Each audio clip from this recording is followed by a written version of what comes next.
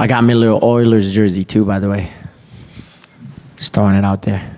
And you didn't wear it back here for us? What's up, my man? You didn't wear it back here for us? Bro, I don't want to get fined. They say you get fined or some shit. So, keep me away from that. Hey, I like my money.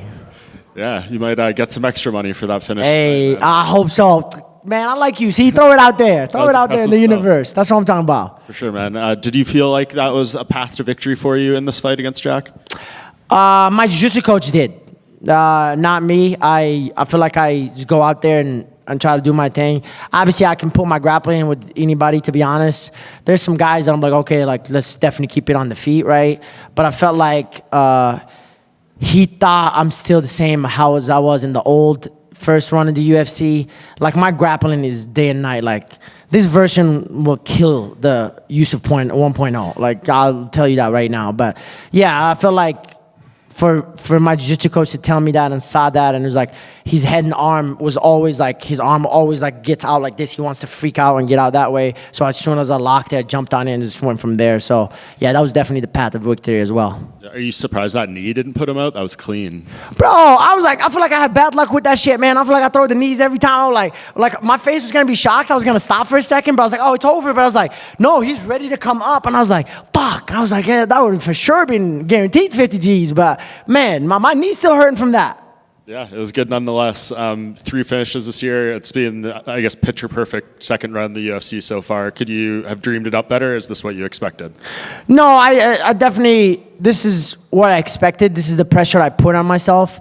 I feel like before I'm like, oh, I just want to win, blah, blah, blah. Like I told this to my coaches. I tell this to my team. I tell this to all my young upcoming guys and everything. I'm like, winning is cool, but performing is better. You know, this is the difference between you being good and you being an elite. You know what I mean? So they only talk about you when you win finishes. You know, when you're out here like, oh my God, you're on a 3 finishing submissions or this and that. Then nobody talk to you about, oh yeah, that was a decision. You know what I mean? So that's my goal, and that's always been my goal. I feel like after a year like this, you've earned the right to ask for something or call for something. So what in your perfect world would you do next coming off this win?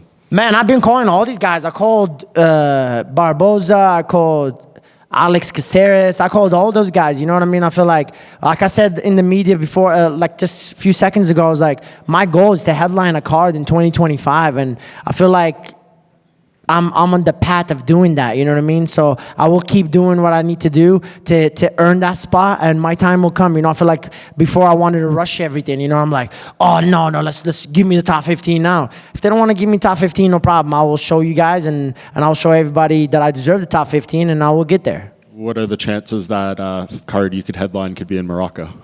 Bro, holy shit. The crowd is going to go nuts. Oh, my God. That would be awesome. That would be amazing. So I can't wait for that. I hope it happens. And I know they were talking about Africa in 2025. So that would be an amazing card, man. I would love to fight on that card. And just last thing, you're always going to be tied to Ilia Topuria, right? You mentioned him in the cage and all that. Just what did you think of his performance against Max? I know you said you were a little bummed out, but that's because we all love Max. Bro, I'm about to say, if you're not bummed out, you're an asshole, man. I'm like that's one of the greatest featherweights in the world, man. And to see, I just found out today he moved up to lightweight. So obviously, props to him, man. That guy he's a legend, man, and he'll always be a legend. He shows up to fight no matter what, but a lot of people don't know I fought Ilia, actually. So that's why I keep bringing it up. And I'm like, I know my time will come, and slowly but surely we'll get there.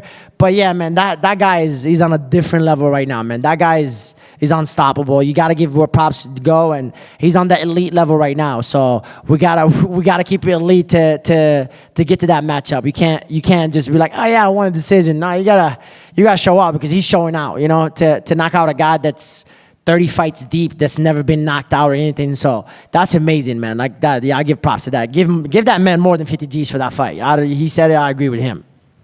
Congrats on the win tonight. Thank you so much. You kind of touched on this, saying, you know, in the past you maybe rushed things, but what are the key differences between the Youssef Zalal of today and the person you were in that first UFC run? How can I keep this clear? I'm not a dumbass anymore, to be honest. So I feel like I was a 23-year-old, 24-year-old, you know what I mean? To to really slow things down and really focus. Like everything is with purpose. My word this year was precision, and I feel like I've been very precise about my things, the things that I do and the things that I want. I feel like before I'm like, just a young kid like enjoying the fame and all that. Like, yeah, oh, he's a 3-winner streak. Oh my God, this and that. No, like, no, this is what I know what I was gonna do, and this is what I want to do, and this is what I love to do. So that's I think the difference is I'm more. There's purpose behind it, and also I'm trying to change my life, and changing my life decisions don't do it, like we said, we want bonuses, we want all this, so, and I know to do that, I have to go perform. Do you feel you had to go through those struggles to make it to this point at the same time? I'm very grateful and blessed that did happen. It really did, because I don't think that version would have came out in the old Youssef. I really do. So that's why, like I said, alhamdulillah, we say it in our culture. It's like, I'm just grateful and blessed to experience it and really go through it. And my goal is to show it to people that like you don't have to go through it, just can learn from my mistakes.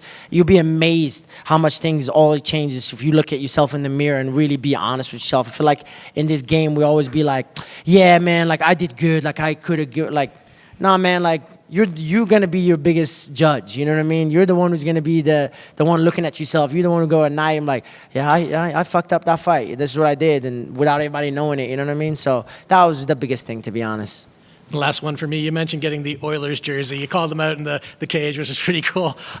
We spoke to Cody Gibson earlier, and he said, I like to travel. I never got to do a lot of it, so when he's fighting, he enjoys it. Do you enjoy going to different destinations for your fights? Bro, this is my first time. This is my first time coming international, and this is how cool it is. I got a little camera, the old disposable cameras. I wanted to make it like all cool, like all this, and I didn't know, like I don't watch hockey, man. I didn't even know hockey was a religion in Canada. Like this day, people lose their mind, and I was like, talking to my wrestling coach, Cody Brundage, and they were talking about like, I was like, man, I want to get a jersey. As soon as I seen $300 jersey, I was like, come on, bro, I'm not paying that. And then I was like, no, it's an experience. It's a lifetime. This is memories. We're building memories. So I went by and I bought the McDavid. Is that I heard he's like the best player in the world. So I was like, yeah, I want to be at that level right there. So I bought that. Yeah, but man, the crowd went nuts, bro. Holy shit. And that arena is cold as shit, by the way, bro. I was so cold. I literally told my coach, I'm like trying to warp my feet up, and my legs just like started hurting too. And I was like,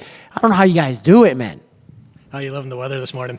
Bro, I woke up, I thought I was in Christmas. This is my favorite time. That's why I told him after this fight, you can ask all the staff and everything. I was like, I'm about to get a hot chocolate and some pizza, and I'm about to go to bed. This is why you guys don't get angry. I feel like you guys don't get angry at all, because you guys just deal with patience. That's it. They said their cars don't turn on. I was like, you tell that to an American, they'll lose their shit, bro. They probably move out of the country. So I give you guys props for that.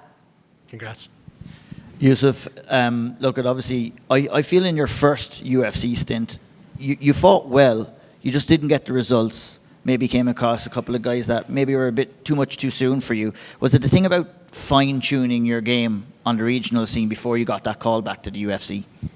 It was definitely is. I feel like the first run in the UFC, I was not I'm doing it for people. I was doing it for everybody else. Like, oh my gosh, I don't want to look like this in the media. Oh my God, I don't want to say this in the media. Oh my gosh, I don't want to embarrass my coaches. I don't want to do this.